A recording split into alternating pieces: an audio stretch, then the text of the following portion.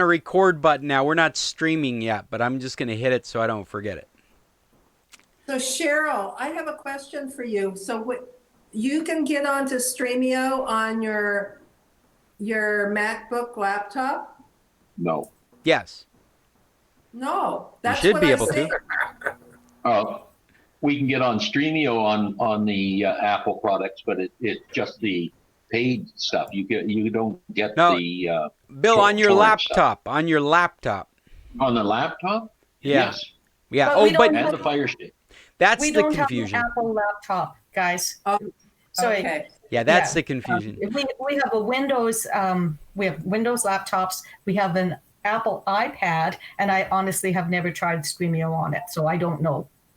Well, Scott, that's what I sent you. When I logged on to Streamio.com, I got that page that said, do you want to sign up for beta? I don't get anything else. All I read off of your picture was download the beta. Exactly. That's the only thing I get. You don't need to sign up, just download it. But why do I want to download beta? Well, maybe they're just calling the latest version of beta. Oh. See, because let me bring it up. I'm going to bring it up and look at that again. Okay. Just so it's not confusing. Right.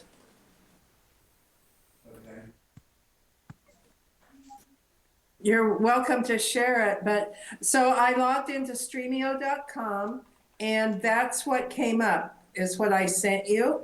Okay, so there was no little puzzle piece. There was nothing. Well, that's because you're not running the software. You need to download the software for your laptop. And okay, so here, let me. I will share my screen.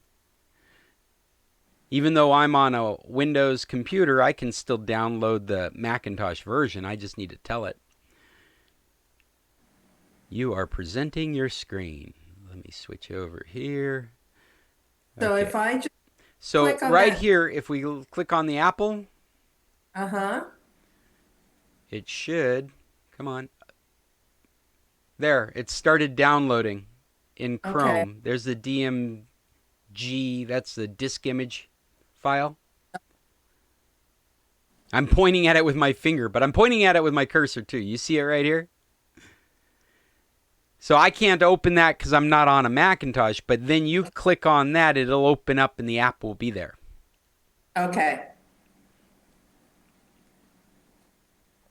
I will try that later. All right.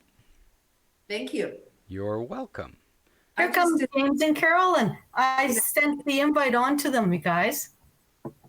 Oh, good. I got them in the list. She had contacted me, and I got her on the list. So another fellow Canadian. All right. Have they returned to San Carlos yet? Or are they like you guys? They need to unmute themselves, but they can tell you. Hey guys. Welcome. We're just getting started. We're already started recording, but we haven't hit the stream button yet. Good morning. Okay, now we're unmuted. All right. Are you folks still in Canada? Vancouver Island. We're on Vancouver Island. Oh, all right. And I'm in the shower. Well, you've still got 8 minutes till I say we've formally begun. Oh, that's good. I can go get breakfast. That's what I was doing just minutes ago.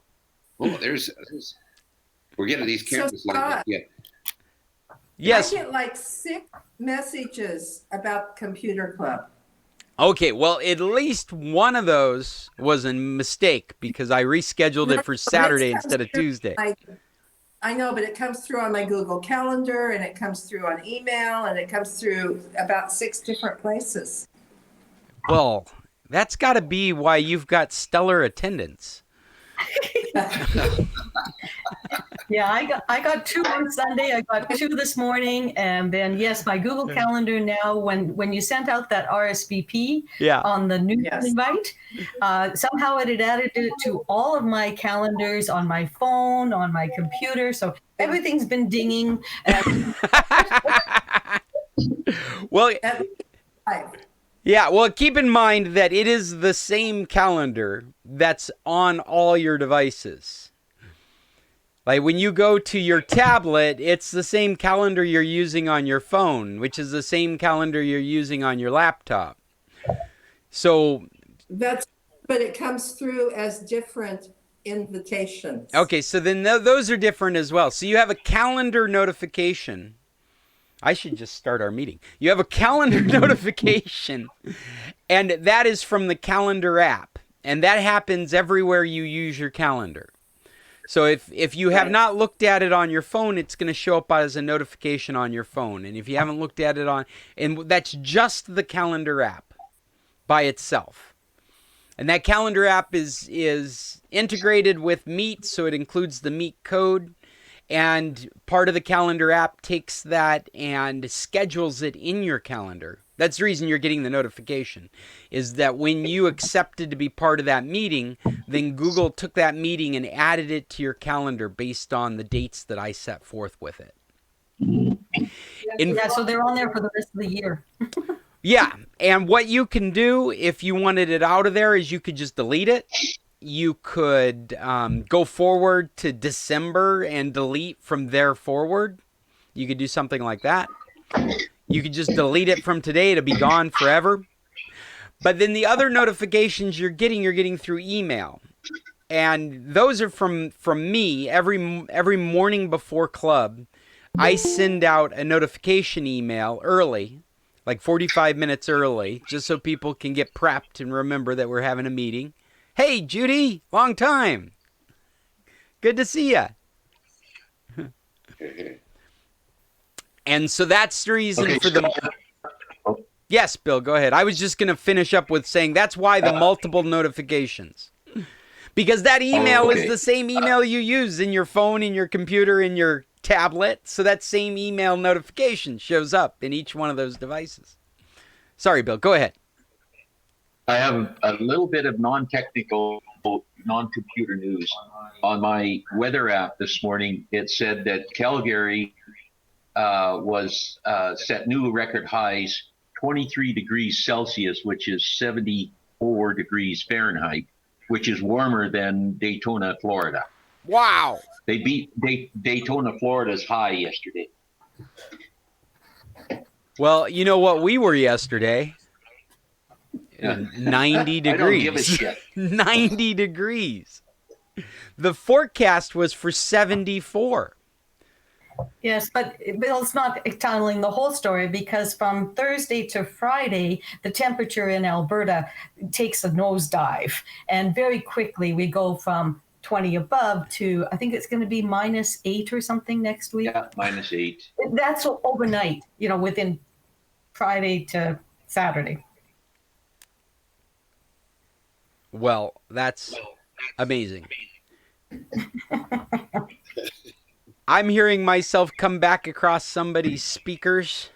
I'm thinking, are they yours, Bill? No, I don't think so. Okay. Interesting. You come straight into my ears. Right into my ear holes. They come straight in. Into my ear hole. By the way, -8 is 17 degrees, 18 degrees Fahrenheit. That's in about 4 days. That sounds much cooler than any of us are ready for. Yeah, that's for sure. We'll get an update from the Alaskans. I don't know if they're that cold yet. Just remember that -40 is the same in both scales. That's good to know. Yes, Well, we're well aware of that. Well, and I've actually experienced -40 more than once. I was going to say that Fairbanks, the second largest city in Alaska, typically has a winter full of -40 to -60 degrees. I always think people that live in Fairbanks you don't want to mess with, because they get 90 to 100 degree weather in the summer and -40 to -60 degree weather in the winter. They are extremists, and you should be careful. They're armed and they're patient. Armed and dangerous. That's right. They know how to survive in ways you can't imagine. Yeah, they go from the frostbite to skin rash. Yeah, they're right to in 1 sunburn. year. Yeah, like skin cancer to frostbite all in one year. Yeah.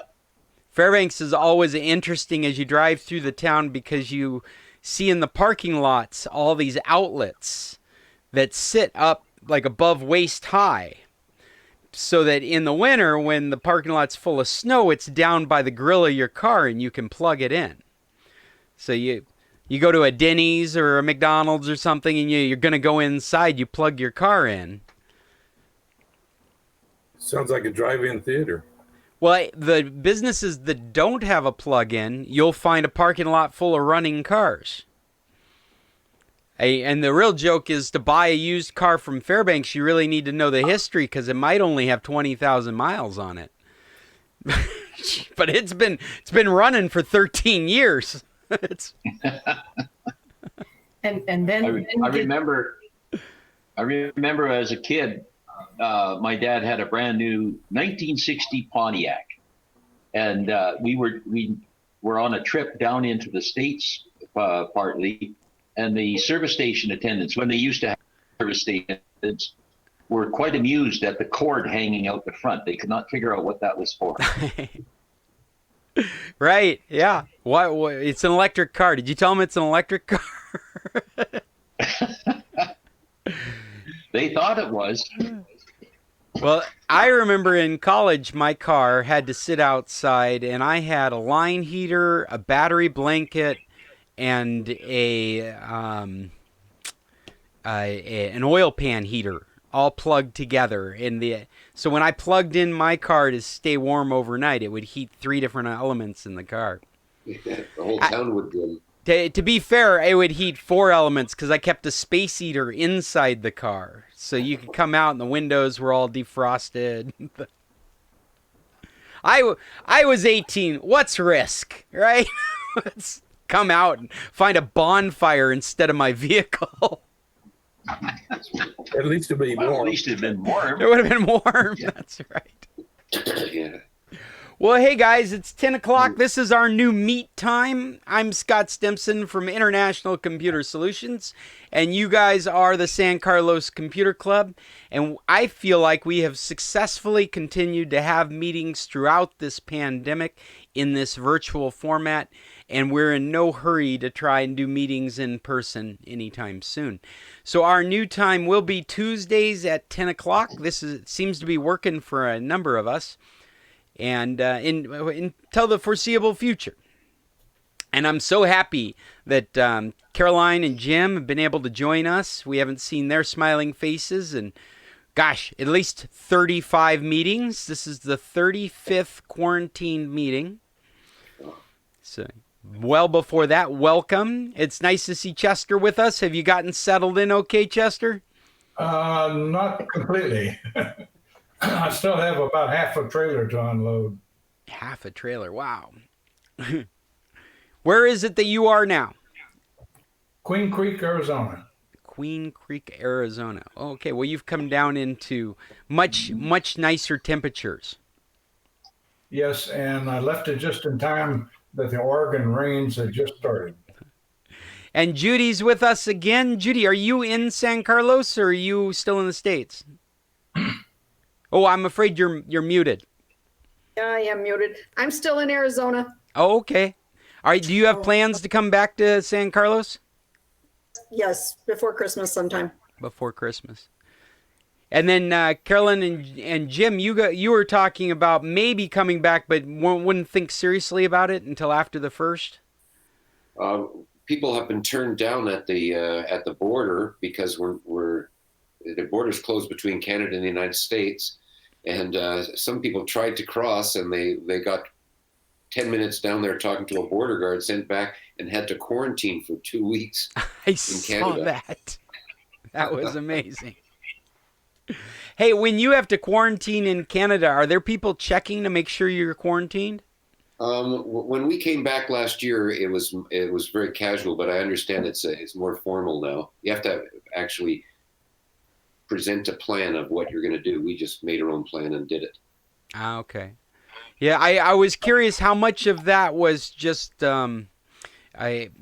spin, like, don't try and come to the States. We're going to make you quarantine when you come. I just kind of encouragement, or if they had a rigid thing that everyone was going through. People who tried it and got caught, and it was in the media. But you can fly to Mexico. One can fly directly from British Columbia to Mexico City, for example.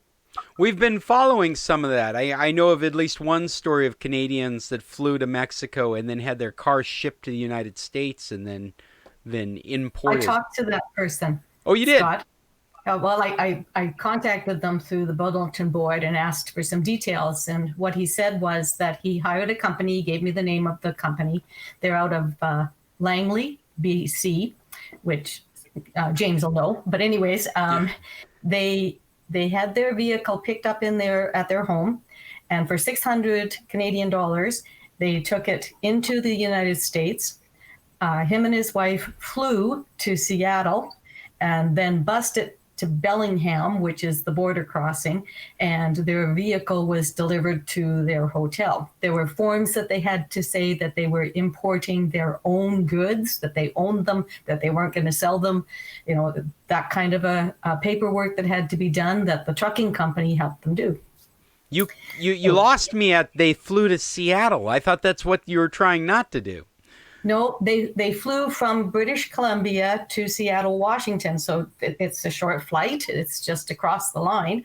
But because they were in the air, they were able to do that. But if they were to drive across, they couldn't. So their vehicle went across by land. They went across by air, picked up their vehicle, and then drove to San Carlos. Oh, now that is a different story. And they arrived safely. Bravo. All right. And then the other couple that are from High River, Alberta, they piggybacked on with some, what I have discovered must be some very rich San Carlos residents, because they chartered a jet out of Calgary and flew down to Guaymas. Oh, wow. So 3.5 hours to do what takes us 27 hours. They got there direct.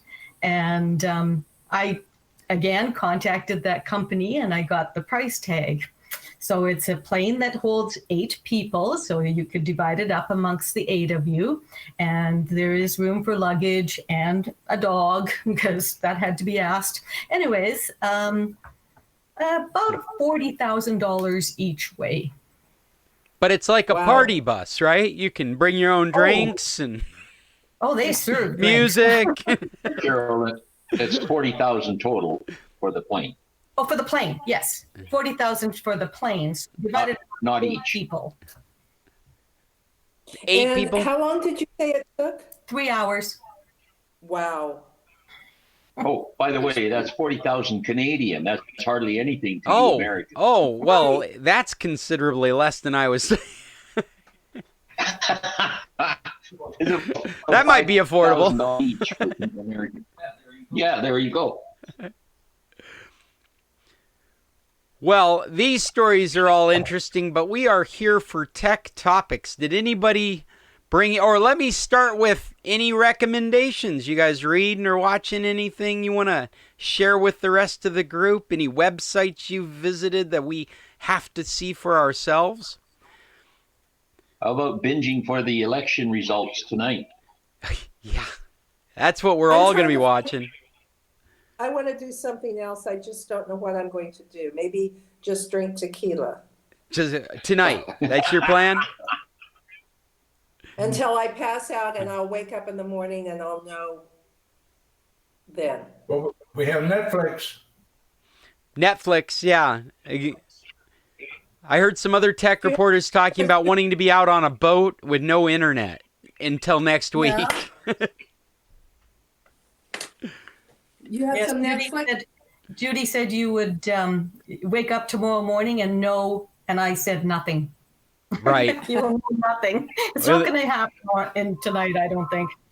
I think we're doing ourselves a disservice to assume we're going to know anything by tonight or tomorrow. Oh, we'll know something.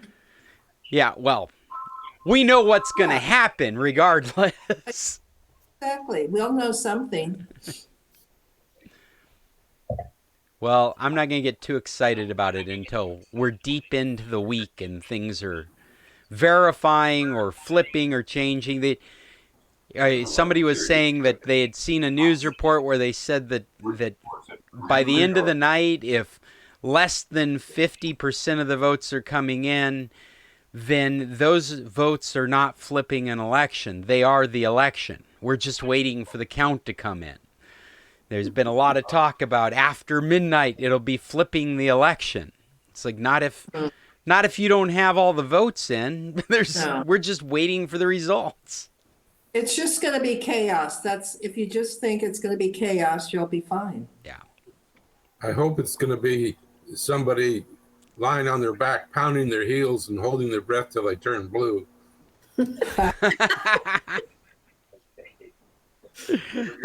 I want you to do that until you find somebody doing that. I'm more Oh, go ahead, Judy. Go back to Scott. Did he have a recommendation, Chester? Yes, I'm just on the second year of, let's see, excuse me, it's one on the railroad.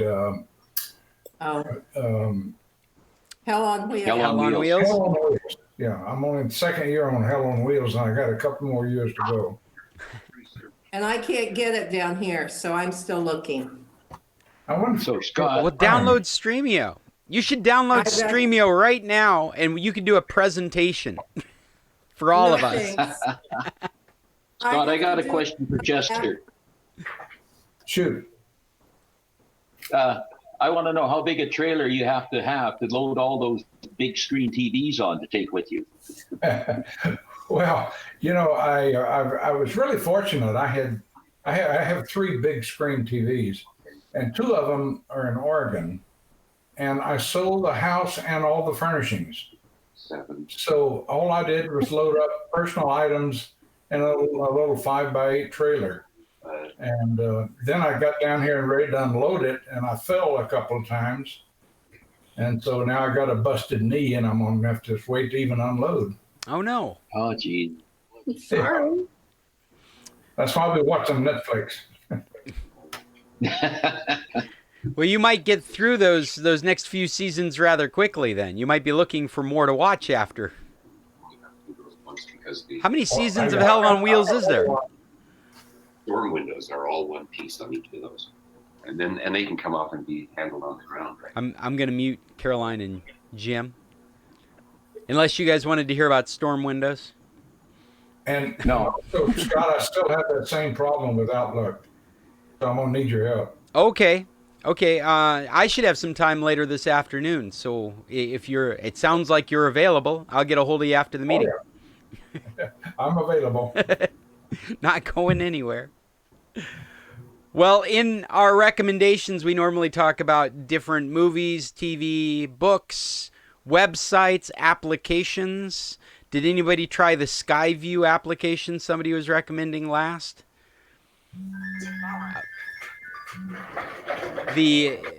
Somebody last Saturday or the last meeting was saying we could use Skyview to see the space junk. I downloaded it but forgot all about it, so I will look at it one of these evenings. I found the website and put a link to last Saturday's meeting. On last Saturday's meetings post, I put a link to their website. But what was strange is I couldn't find anything except iPhone on their website. I went into the Google Play Store and found a copy of their app right there. And I don't know what that means. I don't know if that means they're pulling away from their Android release and they're going all in with just iPhone. But I couldn't find any Android mention except for an award, which I mean, maybe their website is just poorly maintained. But their website, when you go to their main domain name, which I'm sorry I don't have right in front of me, when you go right to their domain name, it immediately forwards you to the iPhone page and talks about the application and points you at the Apple Store to download that app. As I traversed the web website, I find a page where they're kind of patting themselves on their back and showing off awards that they've gotten. And one of the awards was an Android award. So it's obvious they've done Android software. But I couldn't find a page dedicated to Android. I couldn't find a link to the Google Play Store. I couldn't find a place to download it. But then I go right into the Google Play Store. And really, for me, it's just aesthetics, because I wanted to have a link on our website that points right to the app. And I normally do that to the originator, so that you can tool around and look at their documentation and see what they have to say about the app. The App Store presentation is pretty bleak most of the time. It's got people love it, people hate it. Here's some pictures from it. Download it with this button. And I like going to the manufacturer's website, because then you get to read the history of it and see how people are using the app. Well, I couldn't find that for Android. It's Skyview. Skyview. In the Google Play Store, it exists. Skyview.gsfc.nasa.gov. Possibly. That's not the developer of the app. Really? It's the Internet's virtual telescope. Well, I was going on the name Skyview, which is copyrighted. That's what I typed in. It's because you're not using Dogpile as your search engine. And if you use Dogpile as your search engine, the first thing that comes up is Skyview Lite on the Google Play Store. But that's from a company called Terminal 11. Well, there's a Skyview Virtual Observatory. Virtual. I think that might be something different, which I would totally be into too. It could be. Skyview Virtual Observatory. So what about an app for it? Skyview Lite. That's the same app. Uh-huh. From the same company. Mm-hmm. I wonder if I go to the NASA page. I don't think these two things are related. No? No. I don't see an app on the NASA page, and I see no reference to NASA on the app page.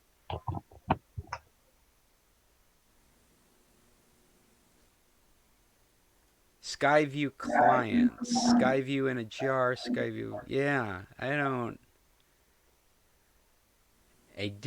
What I see is hooks if you are like an educational institution that's doing their own modeling and they want access to this data that NASA has. But I don't see an actual app like we were talking about on Saturday. That seems to be available, Skyview Lite and a full version, from Terminal 11. And if you go to Terminal 11's website, it immediately takes you to the iPhone version, even though they have a version in Google Play Store. And that's what I was kind of talking about. Anyway, I put links to both the iPhone version and the Android version on last week's meeting if anybody's interested in taking a look at it. I did exactly what Judy did. I downloaded it and forgot about it. Didn't even check it out. Scott, I've read an interesting book. It's American Dirt. And it's the story of people traveling from South America and Mexico to the United States via the top of trains. It's a very interesting story. Well, that sounds interesting. Mm-hmm. This is in the United States, like hobos on the roof. No, it's called American Dirt is the name of the book.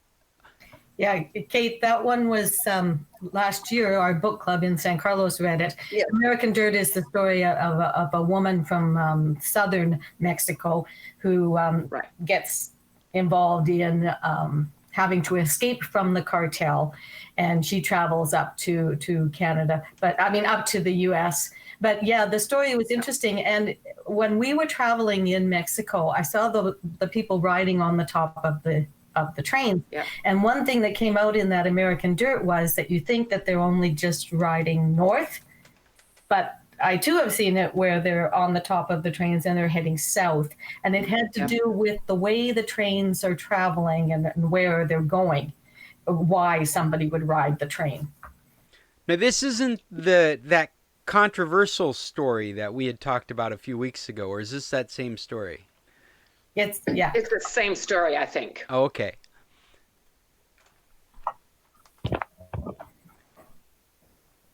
Well, I am reading a Star Wars novel. I don't know if any of you are interested in that. I would only recommend it if you'd read 30 other Star Wars novels before this one, because then you can get the full experience. Well, Scott, we were able to get Mandalorian, and we watched the first episode. That was on. Oh, it was so good. It was so good. They really leaned deep into being a cowboy western, didn't they? He saved the whole town. How much fun it was to have Timothy Oliphant in there too, because he's just like he's like the cowboy guy, right? Well, he's from Justified, and right. I know that some of the people here have watched Justified, and we were watching it, and Bill said, "Who is that?" And then we figured it out. It was I so have good. To comment though, it's not any good for anybody who's binging because they only come once a week. Yeah, if you're interested in just doing 9 hours of The Mandalorian, you're going to have to wait until the end of the season to do it. Exactly. Scott, did you listen to the music that I sent to you? I did. That was awesome. That was a great example of what you were talking about. Flick music.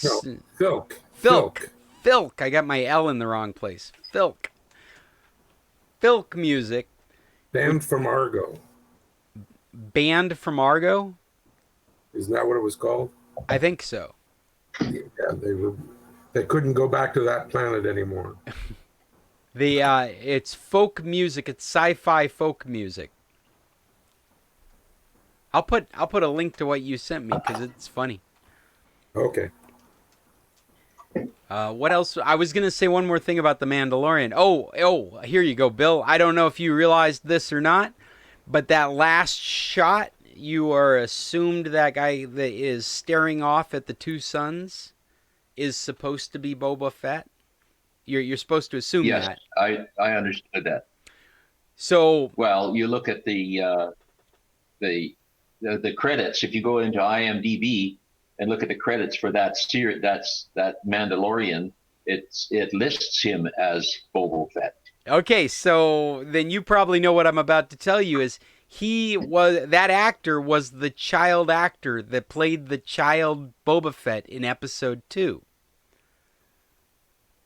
Oh, really? I did not know that. Yeah, he is the same actor that played the little boy in episode 2 that was Jango Fett's son that they'd given him as his own personal son in the clones. I mean, they're all clones of Jango Fett, so they all look the same. But instead of using the actor that was Jango Fett, they used the actor that played the boy. And what I learned that I didn't know before is that actor has been voicing the boy in the Clone Wars cartoon series. So he's really attached to these Star Wars properties as Boba Fett. So just a little bit of fan service there.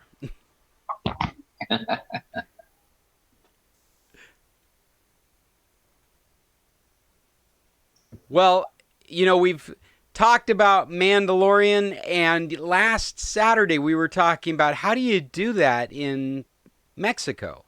What is Mexico offering? I mean, obviously Mandalorian is recognized throughout the planet, and it's only been available on Disney Plus. So how is it that Star Wars fans are getting to watch this and other content that's exclusive to Disney Plus in Mexico or other countries? And after our meeting, I went out and I did a little bit of research, and I found out that this season, The Mandalorian and other stories are being broadcasted on the Fox channel in Mexico. So if you are watching Mega Cable, you can catch these shows on the Fox channel starting November 15th. And they're going to run in like on-air programming. And the first 2 episodes of The Mandalorian will run together. Actually, the 15th at 10 p.m. There's other stories or other programs that will be doing the same thing throughout November. They'll be Disney Plus programs, but they will be offered on Fox and FX in Mexico. So I found that kind of interesting. I don't think it really applies to many of us because we all have our own ways of watching these programs down here. We figured it out a long time ago. We're always figuring out new ways to do it. But I did find it interesting that they would be rebroadcasting on Fox in Mexico. I also found that Disney Plus, which they've been promising to bring to Latin America, will be available as a service starting November 17th, 2 days after The Mandalorian airs on Fox. So I find this much more interesting and probably more relevant to all of us. I can't wait until November 17th. I have kids. I have a family. Disney controls so many properties now that it is going to be the one source clearinghouse for all these properties. And it'll be available in Mexico. And I'm hoping that Disney Plus will function like Netflix does. I can take my buddy's Disney Plus account from the United States and sign in Mexico and have access to the same content or similar content.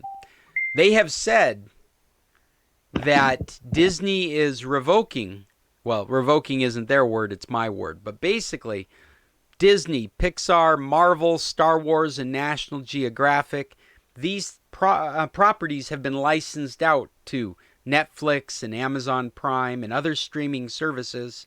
They're pulling those all back, and they will only be available through Disney Plus or these other licensing agreements like they have with Fox right now. Pardon me. So I find the Disney Plus offering in Latin America much more intriguing news for all of us, because there's a good chance that you have a Disney Plus account somewhere in your circle of family, and you could immediately start taking advantage of that down here. I will give you an update after we get through to the 17th. When it starts up, I will be trying to sign into it. I'll try as well because I have a Disney Plus account through a friend as well. So. Oh, that's great. Yeah. So I do have a question about, do you use eBay Mexico? Well, I guess I do. I use eBay and have things shipped to Mexico, but I haven't gone through like ebay.mx. I hear that it's really good. Yeah? Is it different? Like Amazon is different? I don't know. The person I was talking to uses it more than she uses. She doesn't use Amazon Mexico very often. She uses eBay Mexico quite often. eBay MX just takes you to ebay.com. So that's what I'm doing when I do eBay. And depending on what vendor I'm using, I either have it sent to the United States or try and get it sent down here. I've waited a month for something to show up through customs through using eBay shipped to Mexico. But all this stuff is getting easier with this global international shipping now. And I gotta say, Mercados Libre is owned by eBay and has been the Latin American eBay for years. And I've had such great experiences with Mercados Libre. And recently, I've had better experiences than I've had Amazon experiences.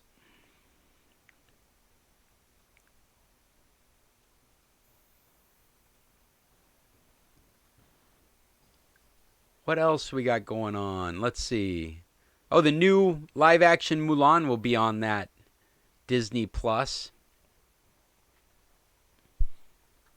And all the new Marvel series that are coming out. Hamilton.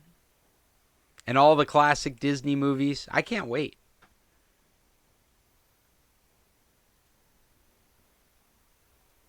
Has anyone brought any tech topics they would like to share with our group today? Questions? I open the floor. I have one. Go, Paul. My wife has a laptop. It's a HP laptop, and the screen is separating from the top cover. Ooh. And so when she opens it, there's a gap there, and she closes it with her fingers, squeezes it together. And the other day, it was on. She was not attending it, but it was sitting next to her chair on, and it made a loud pop. And my sister-in-law ran over to it, expecting to see a black screen, and it was projecting fine, Okay. But she smelled what electricians call a brown smell. And my question is, should we check the battery or remove the battery? Because this one that I'm using now has no battery in it. Sony took the battery out to make it work. Okay. And it always has to be plugged in, but at least the battery is not swelling and getting ready to explode. Right. I wonder what that pop was from. If you smelled an electrical burn smell, is that screen, are you concerned that there is like a loose connection or a broken board in there? I would think that because of the gaposis of the screen, that maybe there's a wire that parted and sparked. But there isn't a lot of electricity in the screen itself. There's a backlight that should be LED or even fluorescent. That's not a lot of electricity. It's LCD, so that's not a lot of electricity. Okay. So I mean, my feeling to begin with is maybe there isn't a smell associated with it, and the pop was something like feedback over the speaker. Like when you've got something that's broken or it has been dropped and you've got a bad ground in there now, that it can do things like that, make pop and static feedback across the speaker, and maybe it was something like that. Well, we plan to send it back in because it's still under warranty. So, we'll tell them everything that's wrong with it. Yeah. How did the screen start separating? Just manufacturer defect? I guess so, because as you open the cover, it puts more pressure on the shell than it does on the screen. I said that maybe the hinge was getting dry or something like that, and I might give it a little shot of lube. You would have to get into the hinges. And you'd almost have to be able to touch the hinges to make a difference with some lubrication. Okay, well, this one I have right here, the hinges are quite visible, but anyway. Yeah. If they're not, if you can't get to the hinge, I wouldn't shoot anything at them. I would, because you have a better chance of spraying lube on something that more important that shouldn't be lubricated. Okay. I do these things so you don't have to. Learn from my mistakes and don't do that. Well, maybe I'll check the battery and see if it's hot or something like that too. Yeah, maybe the pop is really strange though. I would if you can isolate the pop to electricity, then I'd stop using it. Cuz you don't know. You don't know. You don't want a device arcing electricity in the corner of your house. No. But it's a good thing it's still under warranty. It's an HP, isn't it? Yeah, it is. Yeah. Yeah. Well, we got it from Costco, so there's a long warranty period for Costco. Oh, that's great. They might even, if they can't deal with it, they might even offer you another model. Yeah. And I'm sorry, go ahead, Paul. Take this one and put it in the landfill. Yeah, that's where it should be. We used to say at Fish and Game, that anything like that would become a rock god sinker. A rock god sinker? What's that mean? Rock cod. You know, for fish, rock cod. Oh, a rock cod sinker. Oh. Yeah, attach bait to it and send it down. Back in the day when I was helping people with computers that were the big towers, and it would finally reach its last legs of life, and they go, well, what do I do with it now? I'd be like, attach a chain to it and use it as an anchor on your boat. Can't do that with these little ultra books now, though. They're too light. I think you can stick them under a door like a door wedge. Your MacBook Air would make a beautiful door wedge, keep the door propped open. I'm just looking for other topics. I went through my Disney Plus topics. We went through Scott, Oh, yes, sir. this again a non-technical topic, but I believe Obama said that's what they did with his pandemic playbook. They used it for a doorstop. For a doorstop. Yeah. They just threw it away and set it down on the floor and use it to keep a door open. Right. I'm sorry, it's too soon. It's not even funny. It's just depressing. What else do I have here?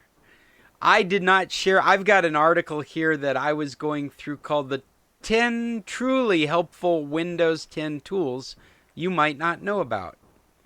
And I started going through it going, okay, well, I might not know about these, but I can learn about them. Or some of them I do know about. And it brought me into this space. One of the reasons I was interested in this is because the latest version of Windows 10 promises to expand on the Alt, what do they call it? The Alt tab, or the Windows key tab timeline.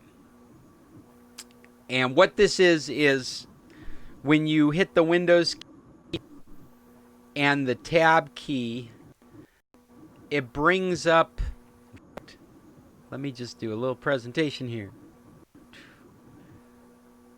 It brings up all the things you're working on. So in this article, it shows a picture here. I don't know if you guys can see it yet.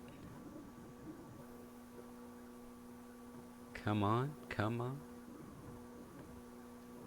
I hope you're looking at my window. And so if I hit the Windows key and the tab button, might take a second because I'm in presentation mode. Did you see that? Are you guys seeing that? So right across the screen here, you'll see a Chrome window and, oh, I left my GIMP photo editor open. So these are programs that are running.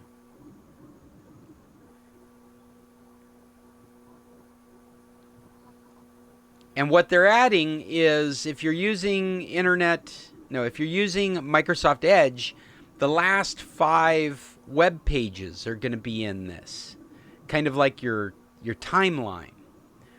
And the idea is to bring all your activities together into one place. So you're looking at everything you're doing now and things that you've done in the past. With a quick button press, you can either go to the next thing you're working on or go back to something you had previously been working on. Now, Microsoft does these kinds of things on steroids, because if you sign into, I'm going to stop presenting and just rant, because they have set this up. If you're running Windows 10, then the idea is you can take these kinds of activities with you.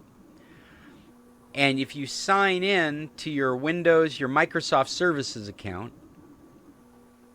you are able to bring your experience from one computer over to the other computer. And I'm making motions like this because I have a computer in front of me here and one off to my side. And what I was really looking for, one of these items in here, is Cloud Clipboard. I don't know how many of you have more than one Windows 10 computer in your life, but the idea is that you can copy something on one computer and find it on another computer. So I could copy a graphic from this computer and go over to this computer and paste it on something. Or I could find text over on this computer and copy it, and I would be able to paste it on this computer. I haven't gotten this to work yet. They say it works. I can't get it to work. And it's the first time, and I'm not suggesting this to you folks. I will when this stuff is working bulletproof. I'll do more than just complain about it. But I'm definitely not suggesting you guys get worked up about trying to make this stuff work, because it's not working for me. What did happen, though, was kind of funny. This is the first time that I've signed in with my Microsoft services to both these computers. It forced me to put a pin. Pardon me. It forced me to give up my local login. So a password that I normally use to get logged into my computer is still set, but not required. So I'm going to end up forgetting that password at some point, and that's going to bite me in the ass. So I get to look forward to that when something goes wrong and I have to go in as administrator. I'm going to have to pull out of my butt some password that I have not been using for 6 months or a year. But it's still in there. It's definitely in there. To make things convenient, it forced me to set a PIN number on my computer. It didn't give me an option. I do these things just trying to be a normal person. I try not to think about it. I'm going to follow the instructions and see where it leads me. So the instructions forced me to make a PIN on my computer. So now I'm not using my Microsoft Services password. So I might forget that password too, which is unfortunate because that's the password you're going to need if you forget the other password. So make sure you've written any of these things down if you've done this. And now I'm using a PIN on my computer, which for all practical purposes is a brand new password. It's just a less secure password because it's just like a PIN. It's a 4-digit numeric code. However, it's very easy to log in with a PIN with a 4-digit numeric code. But I never got the effect I was hoping for. I've got everything set up the way they said you're supposed to have it set up. I have yet to see myself copy from one computer and see it show up on the other computer. Even though they have a global clipboard, you bring up your global clipboard by holding the... Oh, am I doing it right now? Thought I was doing that right. Yeah, there it is. By holding down the Windows key and hitting the V key, which is kind of interesting. Control V, if you're a keyboard shortcut person, that's a paste command. But the Windows key and a V brings up a list of things that you have saved, allowing you to grab one of those things. I'm just going to switch over to my display here. So here I am just looking at a window. Maybe I want to paste something. I hit the Windows key and V, and it brings up this clipboard, if you guys can make that out. And these are all different things that I have copied into my clipboard over time. So this is kind of cool. I do a lot of cutting and pasting when I work on stuff. And so this running tally is cool. And it's supposed to be synced up to my cloud services with Microsoft. And I'm supposed to be able to see that same running tally over on the computer behind me. And that's what's not working. Is that computer behind me has its own running tally, and neither the two will meet. So it's not working the way it's supposed to work. But it is kind of cool that there's this running tally of the things that have been copied so that I could go back to something. In fact, I'm now realizing how very far back it goes. I'm looking at stuff that goes back to 2 days ago in this running clipboard tally. So that in itself might be an advantage to doing this, is just having access and to that's that. stored in the cloud? Say that again, Chester? Is that stored in the cloud? It's supposed to be. That's the way this is supposed to work. And to set it up, you go into this, where is it? Clipboard, Cloud Clipboard. So if you go into your settings in Windows 10, We'll bring that up in a moment. Where'd my my settings are coming up on a different screen. I've got 3 screens in front of me. So here's settings. And where do you go into? I think it was system. Go into system. And then down at the bottom in this left column, there's one that says clipboard. And again, I don't get great performance out of my computer because I'm recording this meeting and having the meeting. And here is clipboard history.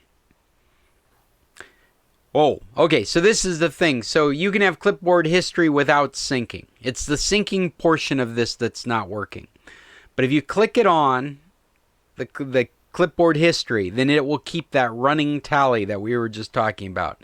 This Windows key V, allowing you to go back to all the different things that you have been copying.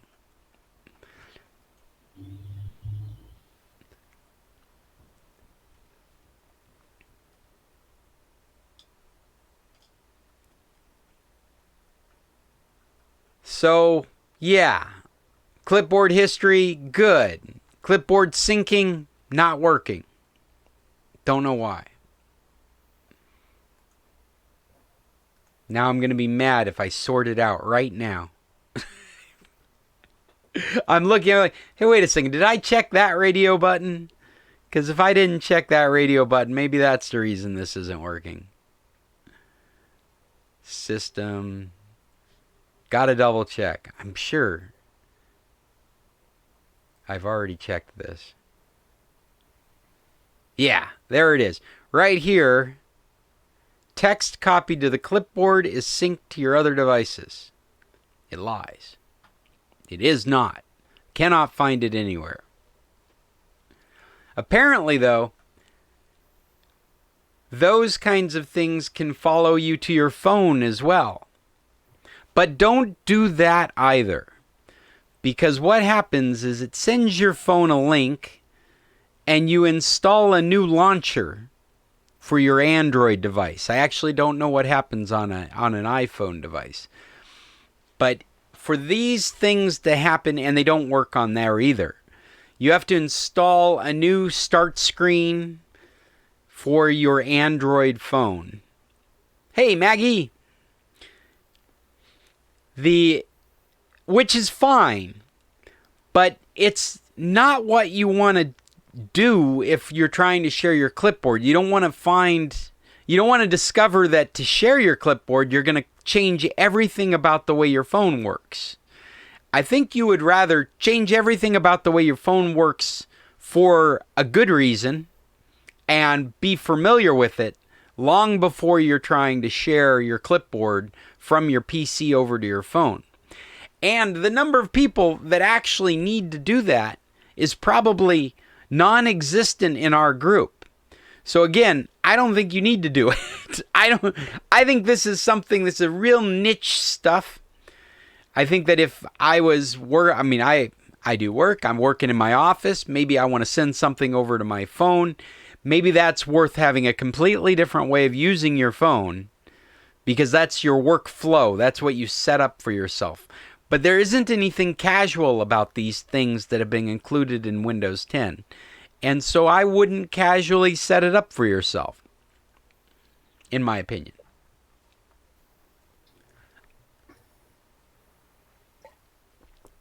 I would use one of these things, and I'm just going through this list because these are the topics I've got. One of these things is file history.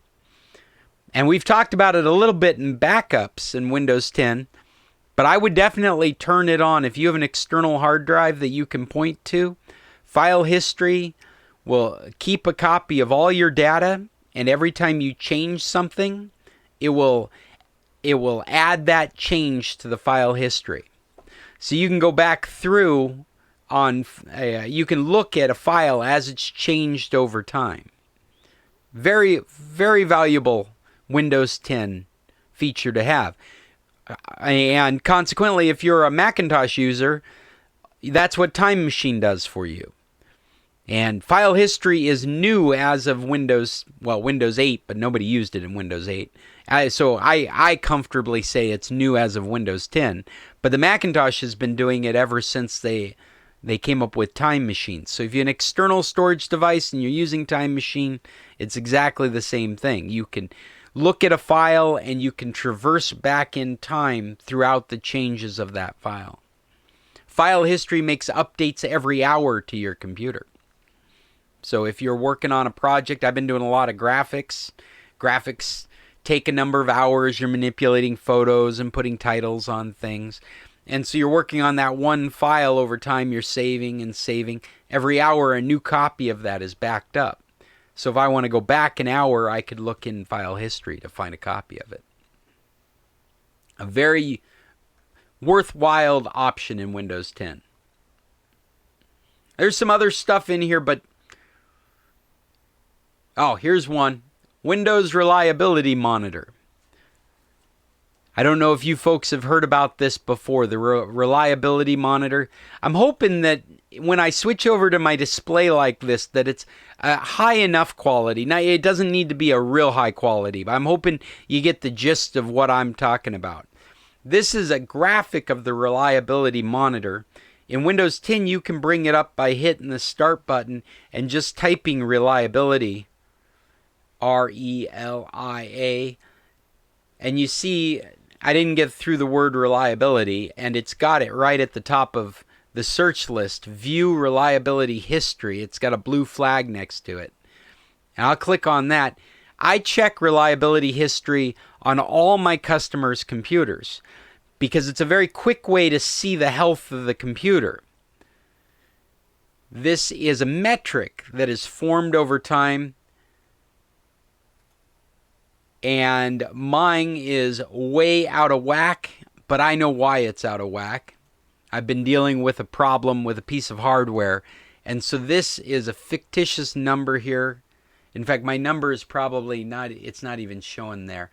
But in a system that's, like I would look at this and go, well, something's wrong there. I got to fix that because it's not giving reliable information. It has this blue line up here at 10. And this is a metric. It's score for your computer over time. It's going to be from 0 to 10. Mine has a flat line at the top. That means there's a problem. That's absolutely wrong. It should never be a flat line at 10. It can be a staggering line, a bar chart going up and down. Each one of these red flags is a place where this computer has had a problem.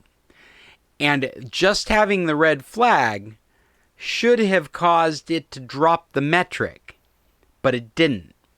So my computer has two problems in it. One is it's getting these red flags, and the other is it's not reporting it to the reliability monitor correctly. Because what I should be seeing is a reliability score down, maybe a 5 or a 4. And what I'm seeing is just a flat line across the top of a 10, even though all these red flags are here.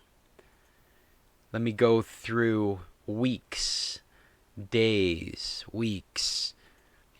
So when I look at a reliability monitor of one of my customers, I can get a really quick feel for whether the computer needs help. I look through these red flags over time, and I try and determine whether there's a persistent problem. I try and associate activities with the flags.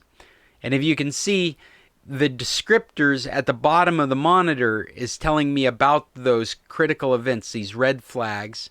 And then you'll also have blue flags, which are just informational events. A critical event would be something like hardware error, which is the problem I know I've been dealing with. An informational event would be something like successfully uninstalled a program or successfully installed a program. So the reliability monitor is a great way to see if your computer's healthy real quick, your Windows 10 computer. You can just bring it up. If you're having goofy issues with your computer and you just want to see if the computer thinks it's healthy, this is an easy way to see whether things look healthy or not. And then these red flags could enlighten you to where to find a problem. This particular one here says that the Microsoft News application stopped working. I don't know why it stopped working, but I don't have a line of them. It didn't happen the day after, or the day after, or the day after. So it might have just been a one-time thing. Whereas this one right here, this Windows hardware error, it is, there it is twice in one day. Here it is one time on Halloween. Here it is on the 21st, 1, 2, 3, and it got shut down incorrectly, all at the same time.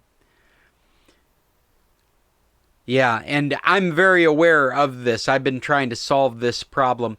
In my problem I'm looking at right here has to do with the trusted module platform, and that's used for encrypted certificates on the BIOS of the computer. It directly affects the booting of the computer, but it also affects things like fingerprint sensors or the cameras that are doing the face unlock. And my computer's been spitting out errors from that module for months now, and I have not been able to resolve it.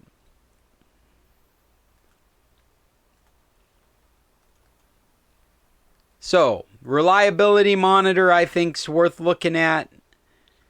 The file. When you get on my computer this afternoon, won't you run that? Yeah, we'll take a look at it, Chester. Give us an idea of the health on your computer. The file history is another one that I would recommend. Oh, and Storage Sense. I actually didn't say much about that. The newest versions of Windows 10 allow you to set areas of your computer, standard areas, that get monitored for their use. Things like the recycle bin, but also things like temporary folders. Your download folder. And a download folder is a great example. You can treat it like your recycle bin. You can set an amount of space that is dedicated to your download folder, and then Windows periodically monitors it, and if you've gone over that space, it would start deleting the oldest things to maintain that storage area at that constraint. It's called Storage Sense. I'm going to put my Storage Sense.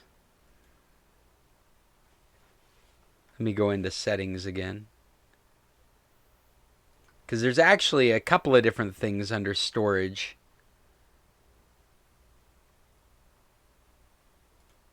Things do not come up as fast when we're in the meeting. Is that SENTS? SENSE. Sense. Storage Sense. Your recycling bin, your download folder are the silent space eaters on your Windows PC over time. They can bloat to gigabytes and gigabytes in size, especially if you regularly update your discrete graphics drivers. And so it's under Start Setting System Storage. So Start, Windows Settings, System, and then down that same left column that we found the clipboard, there's one on here called Storage. And this is pretty cool. This is something that we've never gotten in our previous Windows, but it has all these different areas it looks to give you an idea where you're using up your space.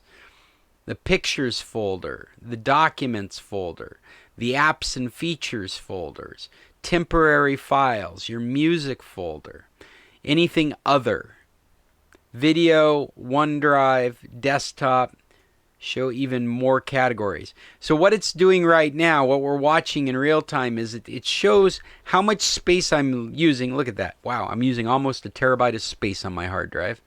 And then it is breaking those into categories, showing me where the majority of my usage is. And I know from experience we're going to find it in my pictures library. Because if you guys aren't aware of this, but if you take pictures and videos with your phone or camera and you use Windows to synchronize it so that all those pictures and videos get into your computer? Well, they all get into your computer under pictures, not videos. So the reason my pictures folder is so high is because it's full of videos as well.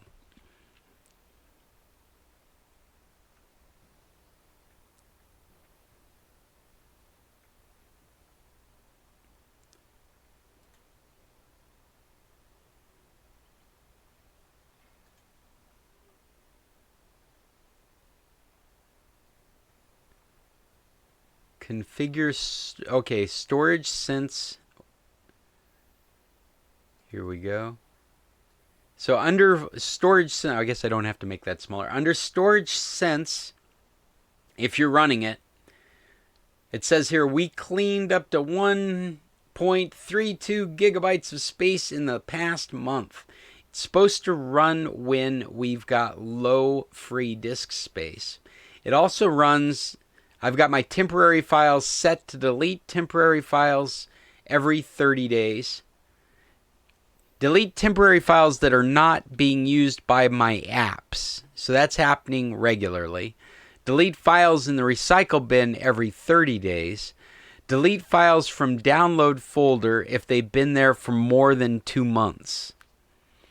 So as you're downloading things, in fact, this is a good thing to be aware of. If you're downloading things and keeping them in your downloads folder, I see that sometimes, and you've updated to Windows 10, and this is on and you're not aware of it, things would start disappearing from that downloads folder.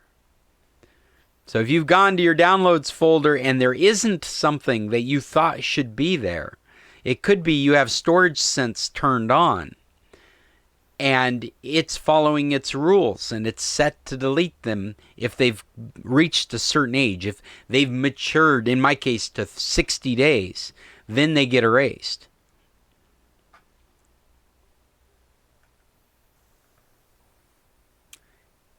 This is a piece that I didn't look at till just now, but this is interesting. I've got stuff in my iCloud Drive, and this is an option that you could turn on to make it online only.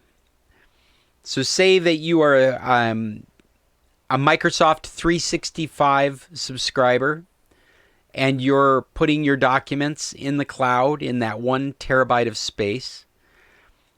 That cloud is synchronizing with your computer, but to save space on your computer, you could set it up so that if you did not open a file over a period of time, then it would remove it from your local space and leave it in your cloud.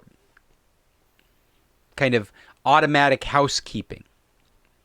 I mean, this would make sense if you were, like I do a lot of client work. If I was backing up, like I'm working for Cheryl and I'm doing some work for her and I'm saving pictures or backups or things like that, and I got a whole week of stuff that I'm doing, and then I don't do work again for Cheryl for another 6 months, then that would be left in my cloud space but removed automatically from my local space. Just continually keeping my local computer clean, good housekeeping, extra space, but it's set as an automatic process, whereas in the past we used to have to go and do those kinds of cleanups ourselves. You had to intentionally move that to the trash because I know I have a backup of it somewhere else. And say I need to free up some space. So that's cool stuff. I'll put a link to this article. There's just stuff in it that I don't think is cool. That I think nearby sharing, haven't seen it work. Cloud clipboard, haven't seen it work. Virtual desktops, they're very cool, but I don't know if you guys would use them. The idea of virtual desktops is you've got so much stuff going on, you need another desktop to keep track of it. And so if you're looking on my screen right now, I bring up the task viewer we were looking at earlier. And in the upper right hand or left hand corner, there's this button that says New Desktop. And if you click on that, it creates a new desktop space. So I've got desktops here that are working. I could take a job. I'm going to take the settings window and I'll move it over to the second desktop. Hope you guys can see what I'm doing. And now that resides on a second desktop. I hope you guys can see what this appears like. But so here's a clean desktop except for the settings window. I've used virtual desktops on a Macintosh for a long time because I run the bed and breakfast in Alaska. And I have a computer that I leave on all the time. And so I have a desktop for my regular computer work. And then I switch to another desktop that is all the bed and breakfast stuff. It's my correspondence, my email, my Chrome profile, my calculator. All of that happens on a separate desktop. I find virtual desktops very useful for somebody like me, but I have trouble figuring out how they would be useful to any casual user of Windows 10.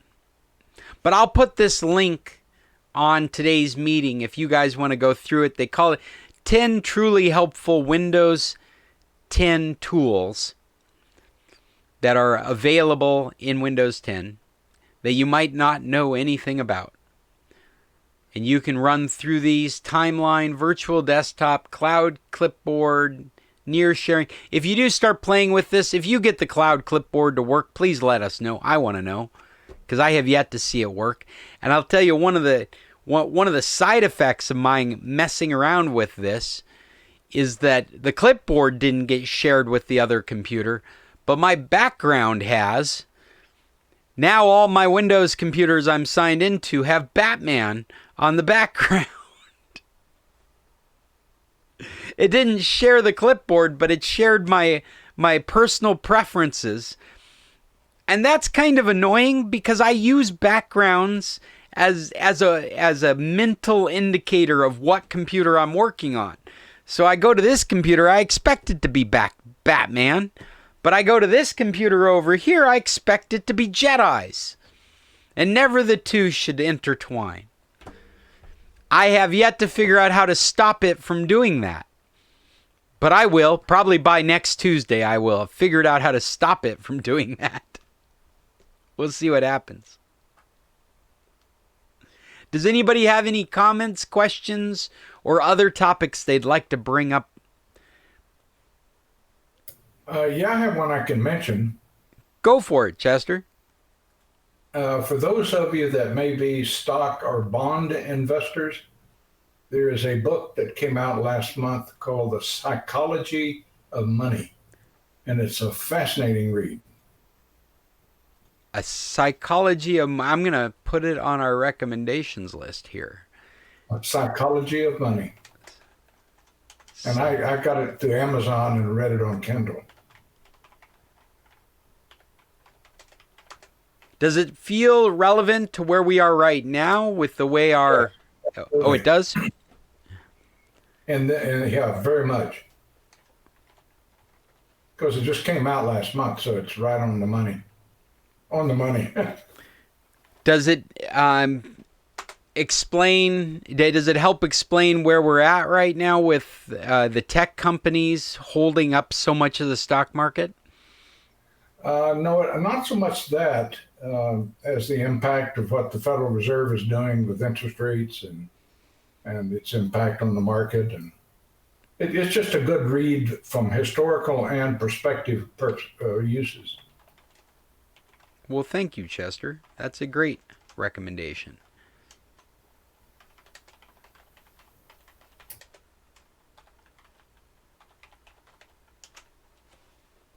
I'm just making notes to myself. Does anyone else have any comments, tech topics, questions, problems they're trying to solve? Everything's perfect. Well, I have another question. Go ahead, Chester. I have a sale for my bodega in San Carlos, and sometime in the near future, sometime this month, I and my grandkids have to come down there and move our stuff. And I'm curious about where San Carlos is with respect to the virus, especially because of my age. You know, Chester, I've been following the numbers coming out almost daily, and they're very low. Pardon me. I keep posting them on San Carlos's Facebook group, Expats Living Through COVID. There's a group, Expats Living in San Carlos During COVID-19. I think that's the name of the group.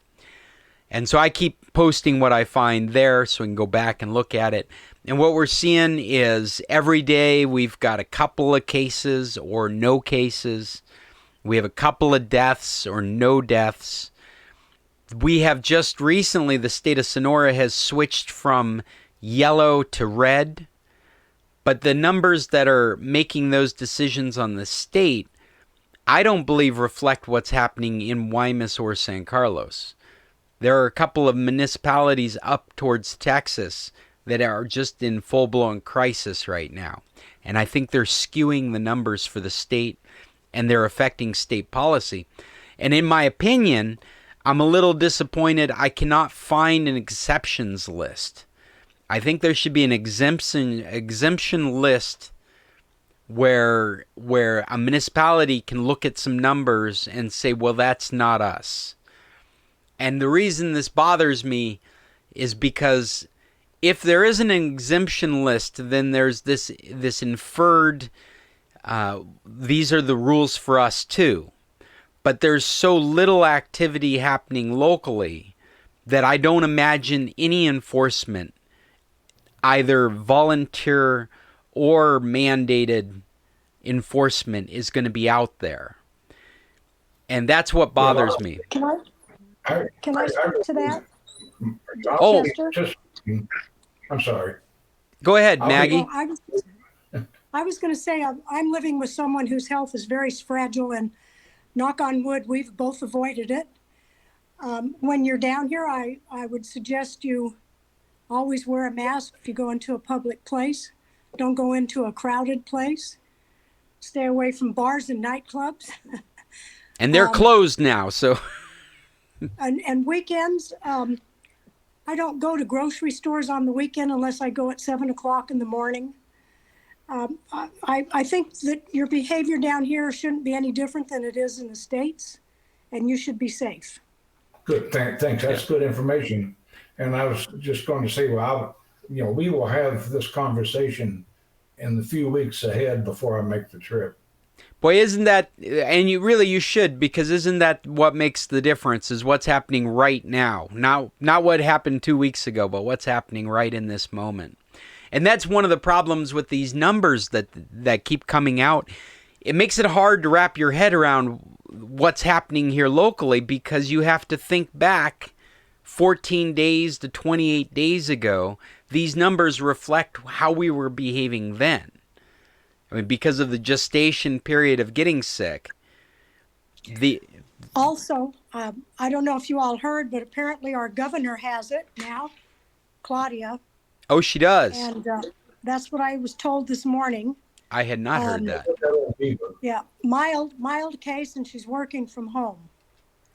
But there's somebody who's interacting with people on a daily basis, and who knows what the crowds are like where she's working.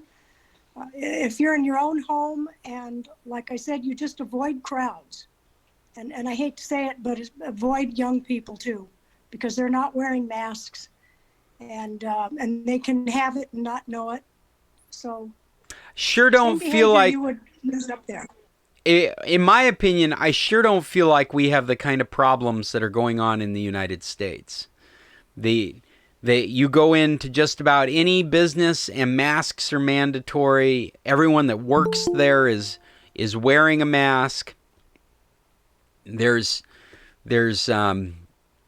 isn't anyone complaining that they have to wear a mask. You're just not dealing with that atmosphere or attitude around here.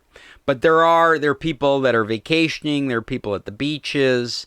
There are people going out to the bars. So it'd be interesting to see what happens with these new restrictions, because bars and restaurants have to be closed by 10. On the weekend, they're going to have to be closed by 8. There's curfew in place now. The nightclubs are supposed to be closed. These are all state mandates. But the concern, at least from what I've seen with the numbers I've seen, I've been following, you can get sick in San Carlos. I've said, like, this is a weird way to say it, but you can get sick here locally. There are ICU beds. There's treatment available. We're not overrun like some places in the United States are right now. There are free beds, and that's what all this is about, is to maintain those services, not to overwhelm the health services. We're not overwhelmed locally. We're ready locally. One of the things that kind of surprised me, even though I currently have no interest, was the report that the marina is closed. It's all to deter people from gathering. That's the best answer I have to it. The marina isn't closed unless they're going to close it again. I thought that was part of what they were doing. I thought that there was. Oh, now that I say that, maybe I can report next week, because Saturday and Sunday in front of our house was just packed with tour boats, and the tour boats were packed with people. Well, and Maggie, these new requirements started on Monday. They started yesterday. So yeah. I can give you a better report next Tuesday. Yeah, it'll be. I'm realizing now I didn't read anything about beaches or ports, so I don't know what those rules are. I didn't see any of them in the requirements. Somebody correct me if they've got the information. And also, I never saw that we went to red. I saw we might go to orange. If you look at the last slide in the Secretary of Health, the Secretaria de Salud por Sonora, the last slide shows that we're at red. It says Sonora is in rojo. And it was really, I had to look at it really well to understand that was the message they were sending us, because they left the word Sonora down in the slide. Isn't this funny? The visual cues, right? Where I'm dissecting a picture. They left the word Sonora down by the yellow light. And what they've been saying at the top of the slide is Sonora is in yellow. They say it in Spanish. They say it at the top of the slide, and then they have the word Sonora in yellow sitting right next to the semáforo, the traffic light, sitting right next to the yellow light. And the latest slide, they say at the top, Sonora is in red, in rojo. They left the name Sonora right next to the yellow light, and then they did the background of the name in red and the word Sonora in yellow. So it was very confusing, the way that they had written it. But it does say at the top of the slide that we've moved to red. And what slide are you talking about? On the presentation, the Secretary of Health does a daily presentation of the numbers, a tally. Yeah. And that's what I'm talking about. At the end of that presentation, they hold up about a half a dozen slides, like a PowerPoint slides. You're looking on the Facebook, the COVID expats in San Carlos site? Well, I've been reposting there. Right. But I would go right to follow the link of one of those, because I don't think this latest slide, maybe I didn't post this latest one. But go to the Secretary of Health that's providing those slides, and then scroll through that timeline, and you'll find the last update was like 13 hours ago. Uh-huh. And then you can fast forward through the video to the last 30 seconds, and that's when they put up the slides. Okay. Because on Radar Sonora, it doesn't say anything about it. Yeah. I really, I didn't see it anywhere except for the Secretary of Health. And I've had people ask me why I said it was in red, and I told them exactly what I told you. Isn't it, the Secretary of Health is the one that we're supposed to be looking at. And exactly. I think it was a confusing slide because everything about it looked like the yellow slide except for those indicators. They changed the word from amarillo to rojo, and they changed the color of the word Sonora to have a red background. So if you glanced at it, you'd think, oh, we're still in yellow. But if you took a moment to analyze the slide, you'd see, no, they took the time to say we're in red. And that's goes right along with these requirements that they've put to shut restaurants early, to restrict and have a curfew, and to shut down what they call dance halls, or at least that's how it translates in English, dance halls and nightclubs. They're shut down indefinitely right now. They're shut down until... and again, when we talk about these things, there's no absolutes in this world that we live in. There is not a department going out making sure these mandates are followed. So when I say they're shut down, that's in speech only. Actuality, we don't know what's happening. We don't know if they're going to challenge it and try and stay open. But according to state mandate, they're supposed to be shut down. I'll remind you, there are two absolutes. What's that, Chester? Taxes and death. Yeah. Yeah, that's right. Well, this is the part that bothers me, and these aren't really tech topics, but this is what bothers me, is that from monitoring the numbers and seeing such low activity locally, I really want to find an exceptions list, an exemption to these mandates, or we're going to watch the culture ignore them. And that's no good. We have enough trouble with enforcement as it is because we don't have enough enforcement. I use the analogy of our speed limits.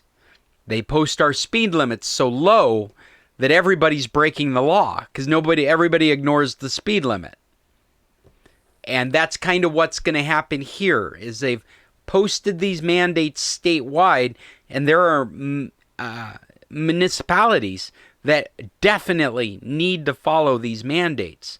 Wymus does not appear to be one of those municipalities, but I can't find an exemption list anywhere. Somebody told me they had seen something like that, and it started me on the hunt, but I haven't found it. For what it's worth, I went by Los Arbolitos about 2:30 yesterday afternoon, and it was packed. Mm-hmm. And like it usually is on the weekend.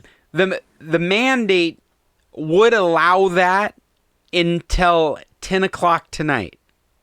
Well, actually, no, it would. It would. Now that I say that, I'll double down on it because the mandate for outdoors is different than indoors. And Los Abuelitos, don't they have the plapa upstairs? And because that's outdoors, if they can social distance in there, because we have, and I don't have it in front of me, but we have mandates now for restaurant occupancy indoors and outdoors, as well as gathering occupancy. We have mandates for quinceaneras, bodas, and weddings, parties of we have time limits on them. How many people can be involved? I think it's outdoors. If you're gonna, for example, if you're gonna have a wedding or a quinceanera, they cannot last more than 2 hours. They can't have more than 50 guests. They must be outdoors. They must be wearing masks. They must be social distancing. That's the mandate. That's one of many mandates that we have. The indoor activities, they're even smaller groups. They're talking about groups of 20 and 10 people. Percentages that they're supposed to cut down their operations. If you're an indoor restaurant. All this coupled with the CDC coming out saying that it's less than 15 minutes people are getting infected. Do you guys see that? Personally, I'm very frustrated with the CDC throughout all this. They have pendulumed back and forth between science and politics so many times now that they've turned themselves into an unreliable source. Scott? Yes, sir. You've been talking about COVID enforcement on the rules. We have a news item here today or yesterday that some young guy, 20 years old roughly, had a party, a Halloween party, 250 people. The police showed up and gave him a ticket for $2,800 Canadian, but he's GoFunding, trying to get it, pay other people to pay it for him. He's putting out a hard luck story. Man, how is that going to work in That would totally work in the United States. Would that work in... Thank you for turning this into a tech topic. That was a great pivot, Bill. Thank you for keeping me on track. There you go. Work in Canada. That's where. Would it work? Would it work in Canada? On the plus side, it's only about $15 US. Yeah, probably not. You don't think it would work in Canada, there, Jim? Well, you know, shit, it'll work. I'd say There's enough people up here. I think we expect them to play by the rules. how do you get Canadians? How do you get 50 Canadians out of a swimming pool? Oh, well, how do you? Just ask them.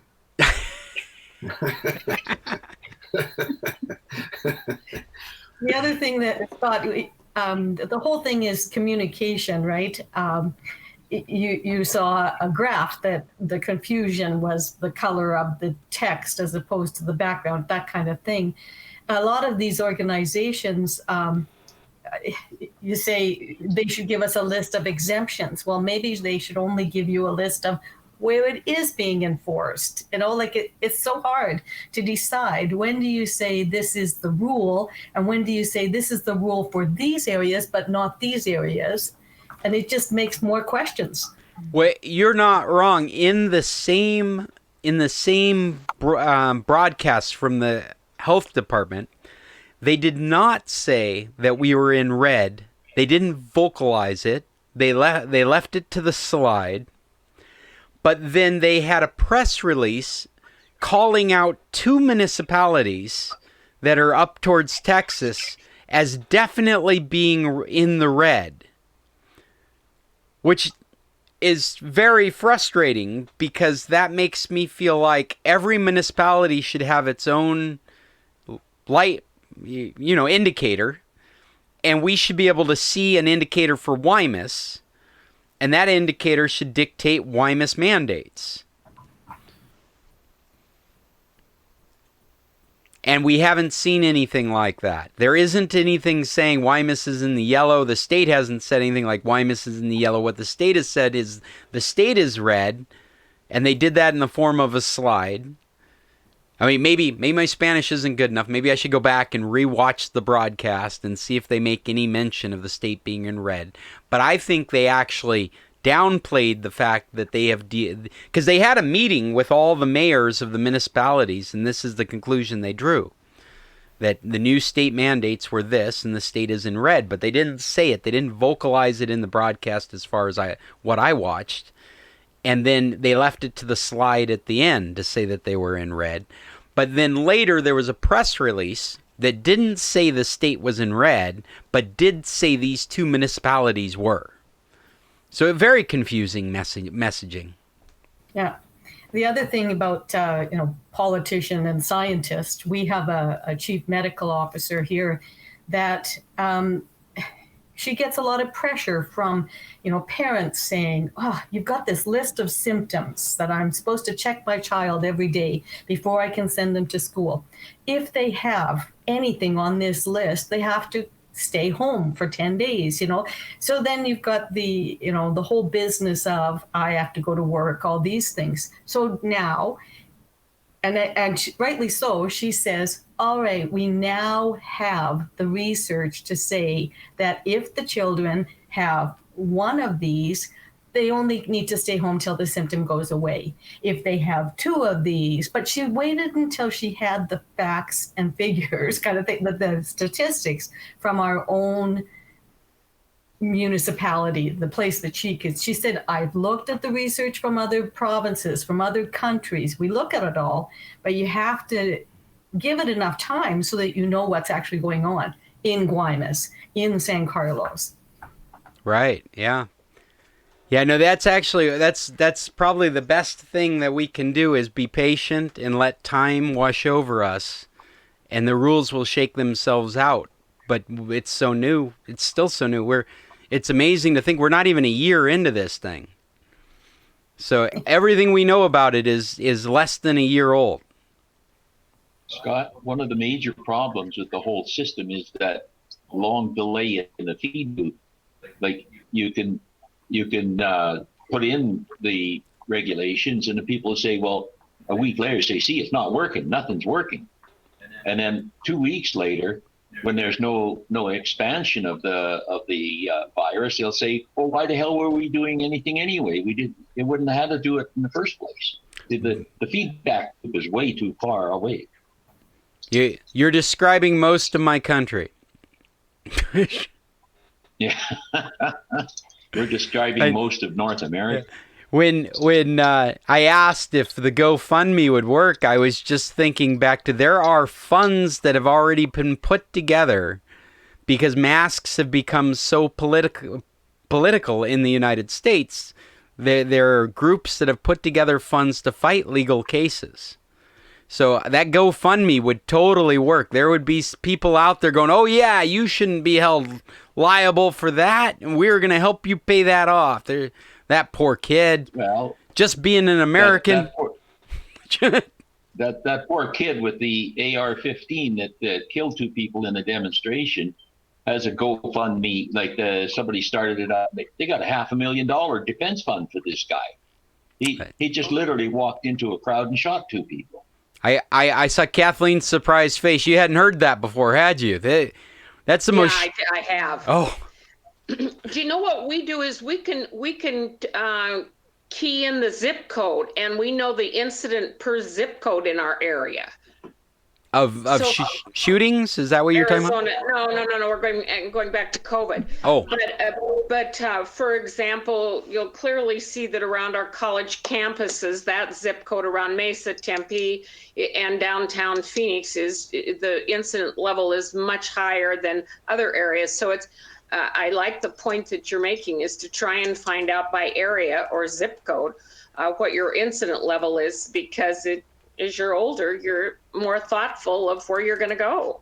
Hey, where is that website that you're talking about? That's amazing. You know, I'll find it. I don't have it at the top of my head, but I'll find it and give that to you because it's helpful. Yeah, that would be great to know. Yeah. We have one the same in our province. It's called it's an interactive map. And again, though, there's a bit of a delay. You know, it'll say how many. My daughter-in-law told me the site that she can go to, and every Canadian school is listed, and it tells you how many cases inside the school. And she said it's about a 2 or 3 day delay, but you know, within the week, you can know how many cases in each school, and that's a Canadian-wide website. Can you send me a link to that as well? I'll put those on our Meet link. I just think it would be neat to look at that kind of stuff. They have interactive maps out there, you know, technology again, but they are out there. Well, and we've got those updates that have been put out to our Android phones and our iOS phones that are tracking COVID that you can opt into, that will make announcements on your phone when you're in areas that are hot areas. So that's the programs in Canada. There's one that the Canadian government have put together, and they're asking people to download. And what you do is once you get a positive test result, you put it in. They give you a specific code, and you have to put it into the app. And then anybody that has been within so many feet or whatever, any phone that's been within so many feet of a declared positive case, you can get a notice. Like if I've got the app running on my phone. So Alberta had one, and we installed it on our phones right away. And every time we go out in public, we were supposed to turn it on. There was a problem with the iPhones, and they got that changed. But the big political issue right now is Alberta doesn't want to use the Canadian one. They want to all use our own. And it's become totally ridiculous. So you're saying there's a federal one and a province one, and your province has decided that they don't want to use the federal mapping. They want to use the Alberta one? Yes. And British Columbia, where Carol and James are, is the same. The two Western provinces are not using it. The Canadian government is encouraging them all to use the same one. They say there's privacy concerns, there's different things, but yeah, it's become quite separatist. This is crazy. If ever you wanted to have a federal government, this is the time to have a federal government. This is the time where we're all supposed to get in line under a central authority to tell us what to do. It's nuts. Every country has their issues. I'll just say that as the election day is dooming. Well, I just think about I've listened to commentators saying before, and I agree with them, that the United States form of government is not laid out for this kind of crisis. It's one of the weak points in the style of government we have is that the first inclination is to leave it up to the states. And what the president did in the United States is what you expect of the United States. But if you're trying to stop a virus from rampaging through your country, that's not the way to do it. Or at least that's what we've learned is not the way to do it. Anyway, it is election day, so I hate to get too deep into politics on our computer club meeting. Well, just to give you an idea, we live on an island that's 300 miles by about 80 miles, and there are 6 deaths, 0 in hospital right now. 6 deaths since the beginning. Total. On your island. Yeah. And there's 800,000 people live here. So people are quite respectful. They keep their distance on the streets, and people wear masks. There's plexiglass in all the stores, even the sort of little stores that you wouldn't really expect to so much. And it's not that we don't have sort of deniers or whatever, but they're few and far between. Yeah, I feel that way about Mexico. Jim, sorry, go ahead, Bill. Your island is a retirement center for Western Canada. The median age is over 60 on that island. They all respect. They all be. Only in some towns, like ours is definitely where we are is over 60, but there's the Courtney and Campbell River. There's industry in those places. They're all part of it. Anyway, got none in the hospital, which is a good thing. That means we're ready for trouble. Well, we had 3 new cases in Wymus last night, no deaths. So, and that's been kind of typical around here daily, is 2 deaths, 0 deaths, 3 cases, 5 cases, 2 cases, daily. That's what daily numbers kind of look like. We just went through 3 days with no new cases. Oh, that's good. But now, last night, we had 3 new cases. It wasn't last night, the night before, I think. Yeah, but it's a marathon. Even in that, though, Scott, that's last night the results came out. So when were those tests done, and when were those people? It's right. Like I was saying, that you really have to think back almost 28 days to get a full picture. You got to look through the whole month to get an idea of what led up to where that number came from. Absolutely. Well, we've passed our hour mark, and we've well past it. It's 11:37 now, and so maybe this is a good point to draw our meeting to a conclusion. Is there any last-minute things that people want to make sure we get in? And keep in mind, you will have to hold your tongue till next Tuesday if you don't get it in now. Well, Scott, I'm just wondering how you're going to manage for us poor people that are only in touch by Zoom. Because normally when I sit and talk to you, I'm ordering my breakfast and endless coffee. And I've sat here for an hour and a half and there has been no breakfast. I'm afraid we're missing the... Esmeralda serving coffee. That's right. We're missing the whole experience. Maybe we should invite Esmeralda just to join us. Maybe Carolyn's not ready to talk. Hey, Jim, nice to see you. It's always good to see you guys. Closing comment. Okay, Bill, go ahead. Good luck, America. You're going to need it. Yes. God help America. Thank you. Amen to that. Definitely. We're going to sign off here and hold our breath, yeah?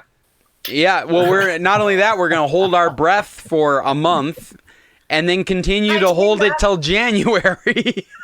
Yes. Yeah. It's going to be a long 2 months. It definitely is. Well, and I've got a closing comment. I just realized I never hit the stream button, so we've never been online this whole time. It's just been our own personal meeting. So here's to a successful first Tuesday meeting. If you weren't here, yeah, I have to head to town. We're so happy to have you guys back with us, and we will continue to do these meetings into the foreseeable future. You guys have an awesome week until next Tuesday. This is the San Carlos Computer Club saying tech on. And I'm Scott. Again, if you guys need help with anything, please let me know. You can reach me, scott@internationalcs.net. Adios. Adios until next Tuesday. Adios. Adios. Bye, Cheryl. And we will stop.